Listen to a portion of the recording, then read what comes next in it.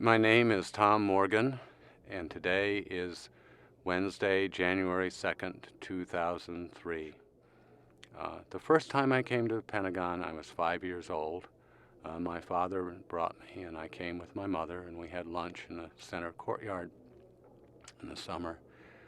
Um, and I didn't come back to the Pentagon till I was much older when I came here as an Army captain to work in the building.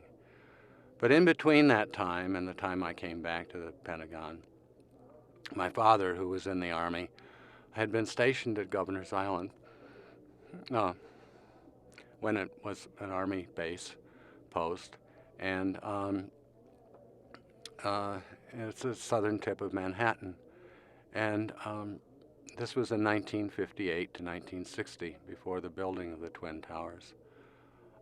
During that time, I became as much of a New Yorker as I could possibly be. I was quite young. I loved the city. I loved the theater. I loved the people. I loved the excitement. I had no fear or concern about going anywhere. And on one time, I remember flying over the Pentagon on the way back to Texas and looking out the window and seeing the Pentagon and saying, that's where I want to work. That's where everything happened. A couple of years later, in 1972, I was able to be assigned here and realized my ambition of coming to work in the Pentagon, where I felt that I could make a real difference in many people's lives, not just as I would have in a few people's lives as a private lawyer. And I remember at the time I decided to come back to work for the government. I had an option. I'd been offered a job at the Justice Department, and I'd been offered a job at the Defense Department. And I thought long and hard about that. And I decided that I would come back to the Pentagon because for a number of reasons I couldn't have a full-time career in the Army, although I did remain a member of the Reserve, and I'm retired from the Reserve now. But I felt that I could be the next best thing. I could be a civilian working in the Pentagon, and I was very fortunate to be given a job in the office of the Secretary of Defense. And I reported to duty on September 29th, 1976. I'll never forget that day because it was one of the most important days of my life. So, going back to September 11th, we all felt that somehow or other, at some point, we would be told to go back to work. We had no idea. And of course, one of my first thoughts, I have two children, and their mother died about 5 years ago. I'm their only surviving parent. And I immediately thought of them and having to let them know that I was okay. I tried to call them on my cell phone, but couldn't get through. And I tried and I tried and I tried. And this one guy had a cell phone that seemed to be working, and I tried every number I could. And by luck, I had my sister-in-law's office card and her phone number, and was able to get through to her and leave a message that I was okay and tell her to call my daughters who live in Seattle and Boston to let them know that I was okay. I watched television for a while until it became too much, and then I just took a break, and I live in a nice community by a lake, and I was able to go down by the lake and just look at the water and be quiet for a while, be very grateful that I had that place to go to. There were some wonderful, wonderful people who came here to the Pentagon. The people who sent in the banners of support gave me a sense of what I was working for. I said, these are the people we are working for here.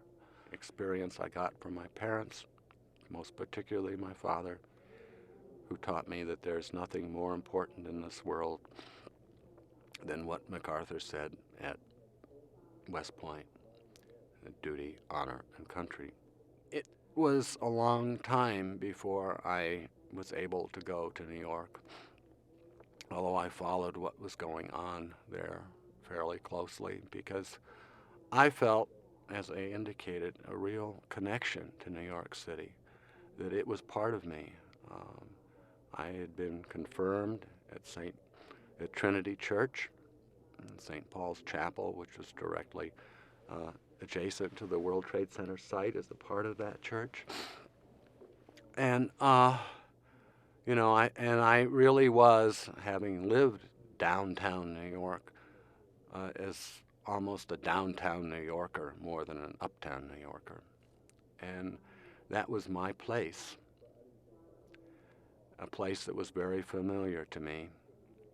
I had been at the World Trade Center to go to the tickets booth to buy half-price tickets for Broadway plays. I'm getting on with things. I had originally planned on retiring in the mid part of 2002, but after the attack, I decided that that wasn't going to happen. At the very least, I would not retire until my home, my building, was fixed completely. The memorial to the victims at the Pentagon is in the general area of where the plane hit. And I think that in some small degree or some large degree, I don't know, the souls and spirits of all those who died there, and just like the souls and spirits of all those who died at the World Trade Center, are somehow, in some way, there. I have felt it as a spiritual presence, and those places are sacred places for me, and something that I shall cherish always. I think I'd like to close with a message to the future that I think the experience of 9/11 has taught all of us that no matter what happens, no matter how terrible, no matter how huge it may be, the will and the spirit of the American people and the United States of America will always persevere and will always ensure our survival, as long as we remember that we all are bound and can live by the principles of duty, honor, and country.